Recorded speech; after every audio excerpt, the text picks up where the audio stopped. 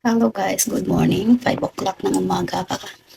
Nagutom tayo. So ngayon, so ito po yan. Yan ang pancake ko. Ito po yung naluto na guys po siya. Pasensyahan na po kasi sobrang lalaki. Itlog kasi direct lang po siya. Ang bilis. Habang may ginagawa po tayo. So may barley po tayo dito guys. Barley coffee. Sa gustong bumili ng barley coffee, masarap po to. Sarap sa lalo na yung may mga acid. Yan bawal sa mga coffee. So mag barley coffee po tayo guys.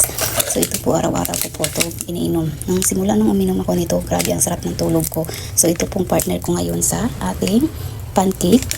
So sa isang box pala, 10 piraso po yan. So meron tayong dalawa. So dalawang box po yung in-order ko. So wait lang, magtimpla lang ako ng barley coffee. Ito siya. Yan, barley natin. So ilalagay